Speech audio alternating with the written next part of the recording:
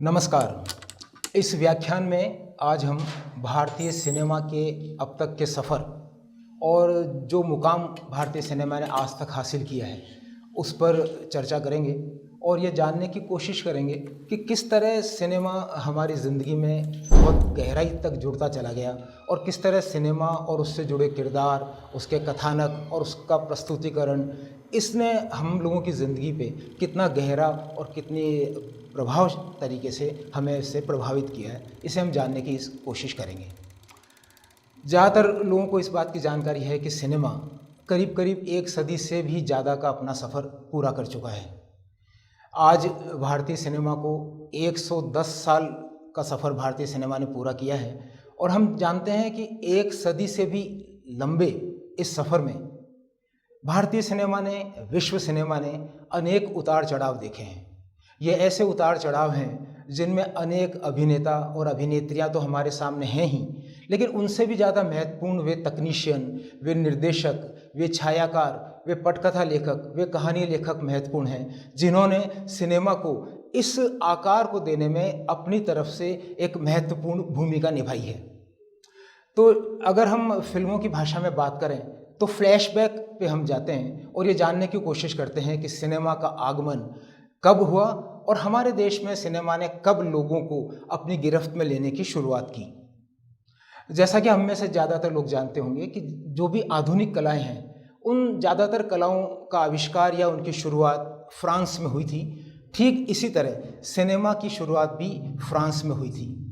1895 के आसपास का वो दौर था जब फ्रांस के दो भाई ऑगस्ट लूमियर और लुई लूमियर ने सिनेमा की शुरुआत की, सिनेमा का आविष्कार किया। उन्होंने, दोनों भाइयों ने मिलकर अपने कैमरे के माध्यम से बहुत छोटी अवधि की फिल्मों को पिक्चराइज किया, उनका चित्रीकरण किया और उन्हें अलग अलग स्थानों पर प्रदर्शित करने का प्रयास किया। ये बात है 1895 की। और इसके ठीक एक साल बाद अगर हम देखते हैं तो 1896 में सिनेमा, लूमियर बंधुओं का जो सिनेमा था, जो उनकी फिल्में थी, वो भारत में चली आईं। तो 1896 से लेकर और अभी तक का जो दौर है, 110 साल से अधिक का ये दौर है। और इस दौर में सिनेमा ने बहुत सारे लोगों को, बहुत बड़ी आबादी को अपने प्रभाव में लिया है, अपनी गिरफ्त में लिया है। बहुत अधिक संख्या में लोग ऐसे मिल जाएंगे जो आज भी कहते हैं कि सिनेमा उनके लिए सब कुछ है। अगर गीतकार शैलेंद्र के शब्दों में कहें तो जीना यहाँ, मरना यहाँ, इसके सिवा जाना कहाँ, जी चाहे जब हमको आवाज़ दो, हम हैं वहीं, हम थे जहाँ। अर्थात सिनेमा के साथ लोगों की ज़िंदगी की शुरुआत और सिनेमा से जुड़े जो भी किरदार हैं, जो भी कथानक है, जो भी कहानी है, जो प्रस्तुतिकरण है, उसके साथ लोगों का इतना गहरा जुड़ाव।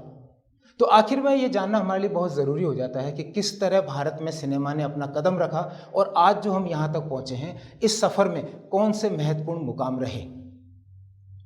जैसा कि हमने अभी चर्चा की कि 1896 में लूमियर बंधुओं की छोटी छोटी फिल्में मुंबई में दिखाई गई थी।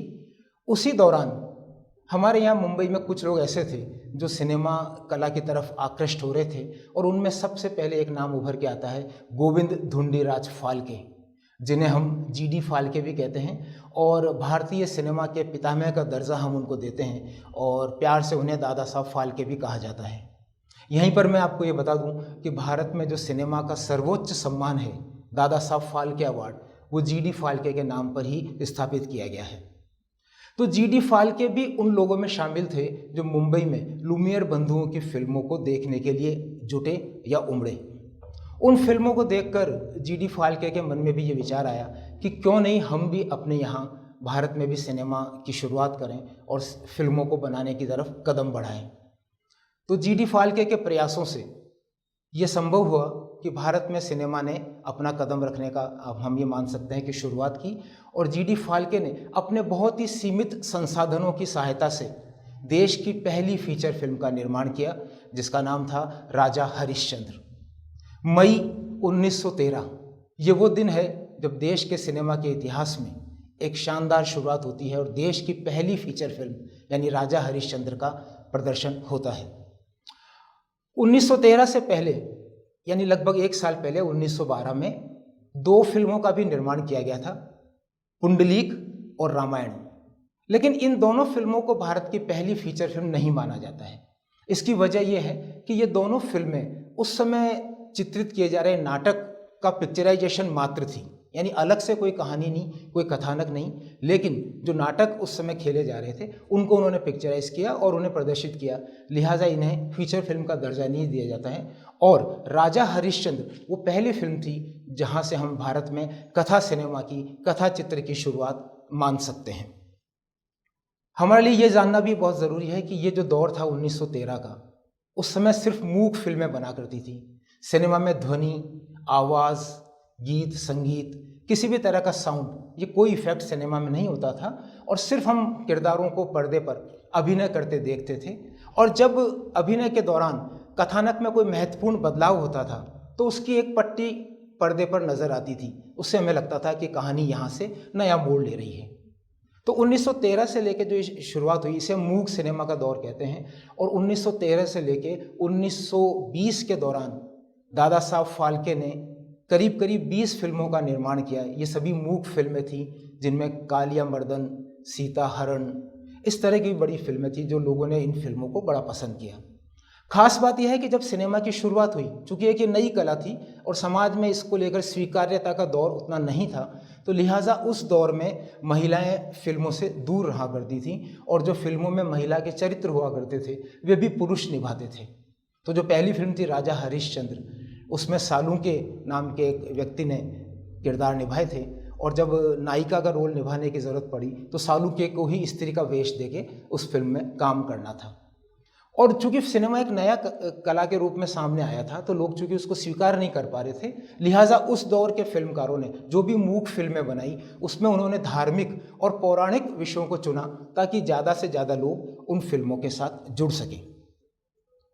लेकिन जैसे जैसे दुनिया भर में सिनेमा करवट ले रहा था, नए कथानक, नए लोग, नए विचार सामने आ रहे थे, ठीक उसी तरह हमारे यहाँ भी ये कोशिश थी कि किस तरह सिनेमा में नए कथानकों का प्रवेश कराया जाए। 1927 का दौर महत्वपूर्ण माना जाता है विश्व सिनेमा के लिहाज से, जब दुनिया की पहली बोलती फिल्म, टॉकी फिल्म यानी मूक सिनेमा से आगे, द जैज सिंगर, ये प्रदर्शित हुई।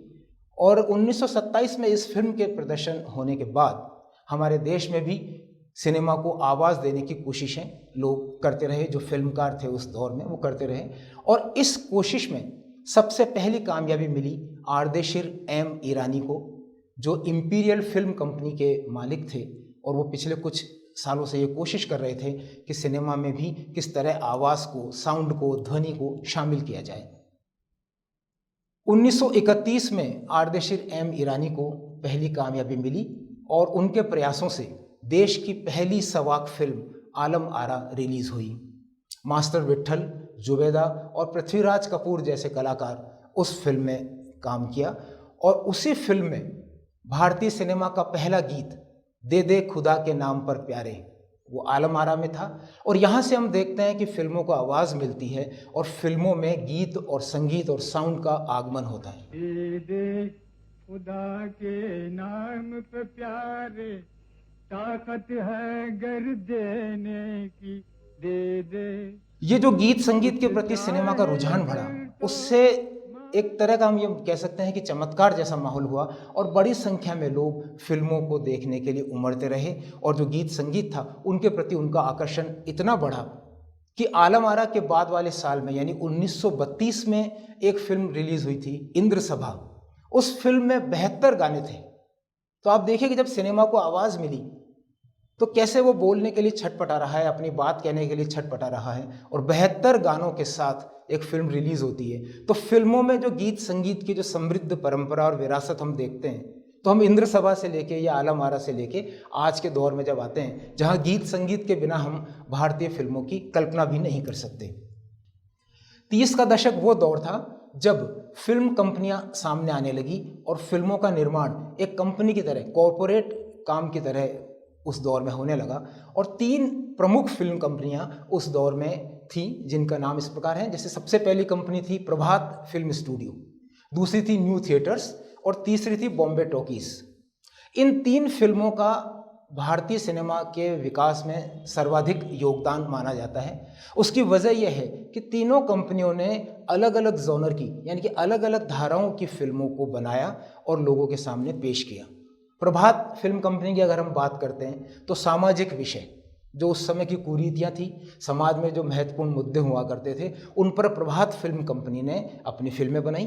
दूसरी तरफ न्यू थिएटर्स, रूमानी सिनेमा जिसे आज हम देखते हैं, रोमांटिक फिल्में जो हम कहते हैं, उसमें न्यू थिएटर्स का अपना कंट्रीब्यूशन रहा। और उसके बाद आता है बॉम्बे टॉकीज़, तो मनोरंजक फार्मूलों से रची बसी फिल्में। ये जो ट्रेंड था जो हम आज भी देख रहे हैं, ये इन तीन फिल्म कंपनियों ने इसकी शुरुआत की। प्रभात की अगर हम बात करते हैं तो वी शांताराम का नाम सामने आता है। और वी शांताराम ऐसे शख्स हैं जिन्होंने भारतीय सिनेमा को और उनके कथानकों को एक चमत्कारिक रूप से बदलाव के दौर में लाके खड़ा किया और ये जताने की कोशिश की कि सिनेमा सिर्फ एक मनोरंजन का जरिया नहीं है, बल्कि इसके जरिए हम सामाजिक और आर्थिक बदलाव की बात कर सकते हैं। 30 के दशक में वी शांताराम ने ऐसी फिल्मों का निर्माण किया जो उस दौर के लिहाज से बहुत साहसिक फिल्में मानी जाती हैं। उनकी एक महत्वपूर्ण फिल्म है पड़ोसी। अब पड़ोसी में उन्होंने एक हिंदू किरदार जो है वो मुस्लिम अभिनेता को दिया और एक मुस्लिम किरदार हिंदू अभिनेता को दिया, और पूरी फिल्म में ये बताने की कोशिश की कि पड़ोसी के साथ हमको किस तरह का बर्ताव करना चाहिए और किस तरह हम सामाजिक समभाव बनाकर इस देश के विकास को या देश को आगे बढ़ा सकते हैं। वी शांताराम की एक और महत्वपूर्ण फिल्म थी दो आंखें 12 हाथ, जिसमें उन्होंने ये कोशिश की कि जो लोग किसी न किसी कारण से अपराध की तरफ मुड़ गए हैं उनको भी सुधारा जा सकता है। उनके प्रति अत्याचार की बजाय उनके साथ समभाव का नज़रिया अपनाकर और उनकी मदद करके उन्हें हम वापस से समाज की मुख्य धारा में ला सकते हैं। डॉक्टर कोटनीस की अमर कहानी, जल बिन मछली, नृत्य बिन बिजली, इस तरह की तमाम फिल्में जो वी शांताराम ने उस दौर में बनाई। इसी तरह न्यू थिएटर्स का सारा कामकाज कलकत्ता पश्चिम बंगाल में था, और जैसा हमने बताया कि न्यू थिएटर्स ने रूमानी किस्म की फिल्मों पर अपना ध्यान फोकस किया। न्यू थिएटर्स की फिल्मों में हम देवदास को सबसे आगे रखते हैं, एक ऐसा विषय न्यू थिएटर्स ने चुना। तो साहित्य और सिनेमा का जो रिश्ता आज हम देखते हैं कि बहुत सारी फिल्में ऐसी हैं जो साहित्यिक कृतियों पर आधारित है, लेकिन न्यू थिएटर्स ने 30 के दशक में ही इसकी शुरुआत कर दी थी। वीरेंद्रनाथ सरकार ने न्यू थिएटर्स की स्थापना की थी, और न्यू थिएटर्स को इस बात का श्रेय दिया जाता है कि उन्होंने भारतीय सिनेमा को अनेक फिल्मकार, अनेक कलाकार, अभिनेता, अभिनेत्री उन्होंने भारतीय सिनेमा को दिए। देवदास के जिस हमने बात की तो वो सिनेमा को वो विषय इतना भाया कि आज भी अलग अलग भाषाओं में देवदास पर फिल्में बनती हैं। शरद चंद्र चटर्जी के इस उपन्यास पर आधारित ये फिल्म दर्शकों ने लगभग हर दौर में इसको सराहा है। तो वीरेंद्रनाथ सरकार और उनके बाद प्रमथेश बरुआ, उन्होंने ये कोशिश की कि न्यू थिएटर्स के ज़रिए लोगों की ज़िंदगी की समस्याओं के साथ साथ उनको थोड़ा सा रूमानी माहौल में ले जाने की प्रयास उन्होंने किया। और तीसरे जॉनर की जो फिल्म थी वो थी बॉम्बे टॉकीज़ की मनोरंजक फार्मूलों पर आधारित फिल्म। बॉम्बे टॉकीज़ की स्थापना हिमांशु रॉय और देविका रानी ने की थी, और देविका रानी का भारतीय सिनेमा में इतना ज़बरदस्त योगदान रहा है कि 30, 40 और 50 के दशक में उन्होंने अनेक फिल्में बॉम्बे टॉकीज़ के बैनर तले बनाई। और जब हमने अभी चर्चा की थी कि सिनेमा में सर्वोच्च सम्मान दादा साहब फाल्के अवार्ड 1969 में जब इसकी शुरुआत हुई तो सबसे पहला अवार्ड देविका रानी को दिया गया था। 30 से लेके 1950 तक का जो दशक था वो, जैसा कि हम जानते हैं कि हमारे देश में आज़ादी की लड़ाई का दौर था, पूरा देश उस लड़ाई में शामिल था और अपनी तरफ से योगदान दे रहा था। इसी दौर में हमारे फिल्मकारों ने भी आज़ादी की लड़ाई में कंधे से कंधा मिलाकर कदम रखा और ब्रिटिश हुकूमत की तमाम पाबंदियों और तमाम सख्ती के बावजूद ऐसी फिल्मों का निर्माण किया जिससे देश के लोगों में राष्ट्र प्रेम और देश के प्रति जो अपनी भक्ति है वो भावनाएं उनमें और नए सिरे से उमड़े या और विकसित हों। चाहे वो वी शांताराम की हम बात करें या भालजी पेंढारकर जिनकी एक फिल्म थी भक्त विदुर। उस फिल्म में जो विदुर का कलाकार था, जो किरदार था, वो किरदार बहुत कुछ महात्मा गांधी की वेशभूषा से प्रेरित था। तो ब्रिटिश हुकूमत को लगा कि ये देश के लोग कहीं इस फिल्म से उत्प्रेरित ना हों, तो उन्होंने उस फिल्म पर पाबंदी लगाई। और भी ऐसे फिल्मकार रहे, गीतकार रहे, जैसे कवि प्रदीप का लिखा गीत किस्मत फिल्म के लिए कि दूर हटो ये दुनिया वालों, हिंदुस्तान हमारा है। 1942 में ये कहने की हिम्मत रखना बहुत बड़ी बात है। जब सेंसर, ब्रिटिश हुकूमत ने जो सेंसर लागू किया था वो अपने पूरे प्रभाव में था और कई फिल्मकारों को उससे बड़ी दिक्कतें आई, लेकिन देश की आज़ादी में हमारे फिल्मकारों ने कंधे से कंधा मिलाकर योगदान किया और महात्मा गांधी ने भी इस बात को माना कि सिनेमा देश के लोगों को जगाने में, उनको जागरूक बनाने में बहुत महत्वपूर्ण भूमिका निभा सकता है।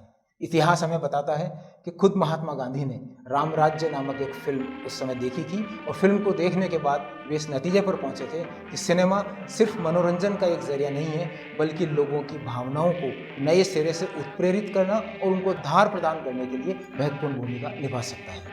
40 के दशक के बाद जब देश आज़ाद हुआ, 1947 की हम बात कर रहे हैं, तो 50 का जो दशक जो शुरू होता है, तो जाहिर है कि जब नया आज़ाद देश है तो लोगों की उम्मीदें, उनकी आकांक्षाएं, उनके सपने, उनमें भी एक नए किस्म का बदलाव नज़र आ रहा है। और ये बदलाव हम देखते हैं कि सिनेमा में भी प्रकट हो रहा है। 50 और 60 का जो दशक है वो भारतीय सिनेमा के लिहाज से एक स्वर्णिम काल माना जाता है, गोल्डन एरा जिसे हम कहते हैं, कि ये वो दौर था जब भारतीय सिनेमा अपने पूरे शबाब पर था। नए फिल्मकार सामने आने लगे, नए कलाकार सामने आ रहे हैं और वे लोगों की भावनाओं को और नव स्वतंत्र देश में जो उम्मीदें लोगों की थी, उन उम्मीदों को वो बहुत करीब से परखने की कोशिश कर रहे थे और अपनी फिल्मों में उन्हें आवाज़ देने का प्रयास उनकी तरफ से किया जा रहा था। 1952 में एक फिल्म आती है, 2 बीघा जमीन। विमल राय, जिन्होंने न्यू थिएटर से अपने करियर की शुरुआत की थी, विमल राय ने इस फिल्म को बनाया। बलराज साहनी, निरूपा राय इस फिल्म में प्रमुख भूमिकाओं में थे।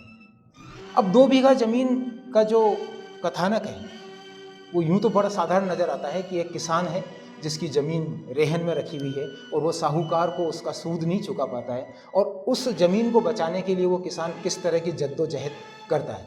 उस फिल्म में दिखाया गया था कि देश भले ही आज़ाद हो रहा है, आज़ाद हो चुका, नए कानून बन गए, सरकार का समाजवाद का तौर तरीका आगे बढ़ रहा है, लेकिन जो देश का किसान वर्ग है, आम आदमी है, उसे आज भी किन मुश्किलों का सामना करना पड़ रहा है 2 बीघा जमीन हमें बताती है कि सिर्फ 253 रुपये 50 पैसे का कर्ज उस किसान पर है और उस ज़मीन को बचाने के लिए वो कलकत्ता शहर में आता है और रिक्शा चलाता है और बेमुश्किल ये पैसा जुटाकर जब वापस गांव पहुंचता है तो देखता है कि उसकी ज़मीन पर नई मिल खड़ी हो गई है। तो ये फिल्म 2 बीघा जमीन एक तरह का नया फिनोमिना है जो बताने की कोशिश करता है कि देश में जो बदलाव आ रहा है वो किस कीमत पर बदलाव आ रहा था, कि क्या हम किसानों को, गांवों को उजाड़ कर उनके स्थान पर आधुनिकीकरण या मशीनीकरण का इस्तेमाल करेंगे तो कहाँ तक हमारे लोगों पर उसका प्रभाव पड़ेगा। ये फिल्म बड़ी शिद्दत के साथ हमें बताती है और विमल राय की इस फिल्म को देश और दुनिया में बहुत सराहा गया था। इस फिल्म को अनेक अवार्ड से भी पुरस्कृत किया गया था और आज भी कालजयी फिल्मों में इस फिल्म की गिनती होती है और मशहूर मैगजीन टाइम ने अपने कवर पर इस फिल्म को स्थान दिया था और दुनिया की 100 श्रेष्ठ फिल्मों में 2 बीघा जमीन की गिनती आज भी की जाती है। 2 बीघा जमीन के आसपास ही राज कपूर, देव आनंद और दिलीप कुमार, ये तिकड़ी सामने आती है। इनमें राज कपूर एक फिल्मकार के तौर पे भी सामने आते हैं और देव आनंद फिल्मकार और निर्देशक और दिलीप कुमार अभिनेता के तौर पे। इन 3 कलाकारों की तिकड़ी का जिक्र इस लिहाज से महत्वपूर्ण है कि तीनों ने सिनेमा की 3 अलग अलग धाराओं का प्रतिनिधित्व किया है। राज कपूर की फिल्मों को और उनके नज़रिए को हम देखते हैं तो एक किस्म का समाजवाद और आशावाद उनकी फिल्मों में नजर आता है। दूसरी तरफ दिलीप कुमार जो रूमानी फिल्मों के जरिए ट्रेजेडी का एक अलग मुहावरा रचने की कोशिश करते हैं और देव आनंद हर फिक्र को धुएं में उड़ाते हुए मनोरंजक फार्मूले की फिल्में रचते हैं। तो 50 और 60 के दशक में इन तीनों कलाकारों ने मिलकर भारतीय सिनेमा के कथानक के लिहाज से, कहानियों के लिहाज से एक नई किस्म का जॉनर उन्होंने पेश किया। राज कपूर की फिल्मों की हम बात करें तो जिस देश में गंगा बहती है, बड़ी महत्वपूर्ण फिल्म उनकी रही, जो उस दौर में जो दस्युओं का समर्पण था, डाकुओं का आत्मसमर्पण और विनोबा भावे का जमीन आंदोलन, उससे प्रेरित ये फिल्म जिस देश में गंगा बहती है। इसके अलावा बूट पॉलिश, श्री 420, जागते रहो। जब देश आज़ाद हो चुका है तो किस तरह लोग समाजवाद के जरिए बदलाव की उम्मीद लगा रहे हैं और ये कोशिश कर रहे हैं कि जो पूंजीवादी तबका है, सामंतवादी तबका है, उसके स्थान पर श्रमिक वर्ग, सर्वहारा वर्ग, उसको देश में कितना स्थान मिलेगा, ये राज कपूर की फिल्में कोशिश कर रही हैं। तो 60 के दशक में जब हम देखते हैं कि दिलीप कुमार, देव आनंद और राज कपूर की फिल्में लोगों का मनोरंजन कर रही थी कि एक स्टार सिस्टम की शुरुआत होती है। जैसा हमने शुरू में देखा कि फिल्म कंपनियां, चाहे वो प्रभात थी, न्यू थिएटर्स थी या बॉम्बे टॉकीज या दूसरी कंपनियां, लेकिन 60 का दशक आने के बाद फिल्म कंपनियां धीरे धीरे पृष्ठभूमि में चली जाती हैं और स्टार सिस्टम की शुरुआत होती है। स्टार सिस्टम यानी जो फिल्मों के कलाकार है, फिल्म का जो नायक है, वो फिल्म के केंद्र में है। अब इसकी शुरुआत का बहुत कुछ श्रेय हम लोग राजेश खन्ना जैसे कलाकार को देते हैं, जिनकी फिल्मों ने 70 के दशक की शुरुआत में बॉक्स ऑफिस पर धूम मचा दी और बड़ी संख्या में दर्शक उनकी फिल्मों को देखने के लिए उमड़ने लगे और सुपरस्टार जैसे विशेषण उसी दौर में सामने आए। राजेश खन्ना ने एक के बाद एक करीब 10 हिट फिल्में दी और बॉक्स ऑफिस का पूरा फॉर्मूला अपने पक्ष में कर लिया। यहाँ पर यह साबित हो चुका था कि दर्शक अब स्टार को देखकर फिल्म देखने की तरफ जाते हैं। वो फिल्मों में कथानक और बाकी चीज़ें पृष्ठभूमि में हैं, लेकिन स्टार कौन है, यहाँ से राजेश खन्ना को इसका हम लोग क्रेडिट देते हैं। और उनकी फिल्मों की जो लगातार कामयाबी हुई, उसने अनेक फिल्मकारों को जन्म दिया और कई लोग उनकी फिल्में बनाकर सामने आए। शक्ति सामंत जैसे फिल्मकार ने राजेश खन्ना को इंट्रोड्यूस किया, लोगों के सामने पेश किया और यहाँ से स्टार सिस्टम का एक ऐसा दौर शुरू हुआ जो 70 और 80 के दशक में और मजबूत होता चला गया। 70 का दशक इसलिए भी याद किया जाएगा कि ये वो दौर था जब भारतीय सिनेमा में हिंसा और मारधाड़ और खून खराबा, इसका आगमन भारतीय सिनेमा में बहुत तेजी से होने लगा। 70 से दशक की फिल्में अगर हम देखें तो वो रूमानी कथानकों के आसपास या सामाजिक मसलों पर आधारित थी, या बहुत अधिक बात करें तो कुछ ऐतिहासिक विषय जैसे मुगले आजम, इस तरह की फिल्में या रोटी, ऐसी फिल्में जो सामाजिक कथानकों को लेकर चल रही थी। लेकिन 70 का दशक और उसके बाद सिनेमा के पर्दे पर हम देखते हैं कि हिंसा को महिमा मंडित करने का प्रयास किया गया। इस संदर्भ में सबसे पहले जिस फिल्म का जिक्र आता है, शोले, देश की आज़ादी की सालगिरह के दिन 15 अगस्त 1975 के दिन शोले रिलीज हुई थी और इस फिल्म ने कामयाबी के ऐसे नए रिकॉर्ड कायम किए कि आज भी लोग उस फिल्म की चर्चा करते हैं, उसकी कामयाबी की बात करते हैं। जबकि उस फिल्म में डाकुओं के आतंक की एक साधारण सी कहानी थी, लेकिन उसे इतना अतिरंजित रूप में दिखाया गया कि दर्शक जो है वो उस फिल्म से बहुत गहराई से जुड़ते चले गए। अरे ओ सांभा, कितना इनाम रखे हैं सरकार हम पर? पूरे 50,000। सुना? पूरे 50,000। और ये इनाम इसलिए है कि यहाँ से 50-50 कोस दूर गांव जब बच्चा रात को रोता है तो माँ कहती है, बेटे सो जा, सो जा नहीं तो गब्बर सिंह आ जाएगा। बहुत सारे लोगों का ये मानना है कि 70 और 80 का वो दौर था जब लोगों के मन में आक्रोश था। एक आज़ाद हुए देश में वो जो चाहते थे बदलाव, वो लोगों को नज़र नहीं आ रहा था, लोगों की स्थितियों में बदलाव नहीं हो रहा था। तो जो उनके मन का आक्रोश था, वो पर्दे का नायक उनकी बात को, उनकी आवाज़ को पेश कर रहा था। इसलिए इन फिल्मों को लोगों ने बड़ी संख्या में देखा और उन्हें सुपर डुपर हिट बनाया। जैसे इसी दौर में फिल्म आती है जंजीर, जिसने अमिताभ बच्चन को अमिताभ बच्चन बनाया। आज भले हम उनको महानायक का दर्जा देते हैं, लेकिन जंजीर से पहले उनकी फिल्मों का किसी ने नोटिस भी नहीं किया था। लेकिन जंजीर में जो उनका आक्रोश था, एक पुलिस इंस्पेक्टर के रूप में उनके आक्रोश, उसको लोगों ने बड़ा पसंद किया। जब तक बैठने को न कहा जाए शराफत से खड़े रहो, ये पुलिस स्टेशन है, तुम्हारे बाप का घर नहीं। उसकी वजह यह है कि ये वह दौर था जब सैटेलाइट चैनल्स का आगमन हमारे देश में हुआ। इससे पहले VCD और DVD आए और उसके बाद सैटेलाइट चैनल्स। सैटेलाइट चैनल्स के आने के बाद ऐसा लगा कि सिनेमा कला को लेकर शायद लोगों के रुझान में कुछ कमी हो। हालांकि इत्तेफाक से ऐसा हुआ नहीं और सिनेमा पहले से ज़्यादा मजबूत होकर आज हमारे सामने है। लेकिन सैटेलाइट चैनल्स की वजह से लोगों के सामने मनोरंजन के नए विकल्प आने लगे। लोग सिनेमा घरों से विमुख होने लगे और TV सीरियल्स में अपने मनोरंजन की तलाश पूरी करने लगे। ये फिल्मकारों के लिए भी एक तरह की चुनौती थी कि किस तरह फिल्मों को नए सिरे से प्रासंगिक बनाए रखा जाए और लोगों को फिर से सिनेमा घर में लाया जाए। और मल्टीप्लेक्स का जो दौर शुरू हुआ सन 2000 के आसपास, उसके बाद लोगों ने देखा कि फिल्म को देखने का जो आनंद है वो एक नए तरह का आनंद है। नई तकनीक के साथ मल्टीप्लेक्स सामने आए और मल्टीप्लेक्स कल्चर के आने के बाद भारतीय सिनेमा को इतना सहारा मिला, क्योंकि बड़ी तमाम जो कॉरपोरेट कंपनियां थी वो फिल्म मेकिंग के क्षेत्र में आ गई और अब फिल्मों को बनाने के लिए जो धन की दिक्कत थी वो दिक्कत दूर होने लगी। और इसकी वजह से ये हुआ कि नए विषय, नए कलाकार ये सामने आने लगे। और आज हम देखते हैं कि मल्टीप्लेक्स से होते हुए जो भारतीय सिनेमा है वो OTT यानी ओवर द टॉप और ऑनलाइन स्ट्रीमिंग के दौर में पहुंच चुका है। तो दुनिया भर के दर्शक क्रॉस ओवर सिनेमा की वजह से और OTT प्लेटफॉर्म्स की वजह से भारतीय सिनेमा से जुड़ गए और आज हम देख रहे हैं कि बड़ी शिद्दत के साथ भारतीय सिनेमा अपनी रफ्तार को, अपनी विकास यात्रा को तेजी से आगे बढ़ा रहा है और बदलते दौर में उसने अपने कथानकों में बदलाव किया है, तकनीक में बदलाव किया है, कलाकारों के प्रस्तुतिकरण, उनका अभिनय, गीत, संगीत, इन तमाम पहलुओं पर चूंकि परिवर्तन हुए और भारतीय सिनेमा पहले से ज़्यादा मजबूत होकर और अधिक शिद्दत के साथ लोगों को मनोरंजन और संदेश देने का प्रयास कर रहा है।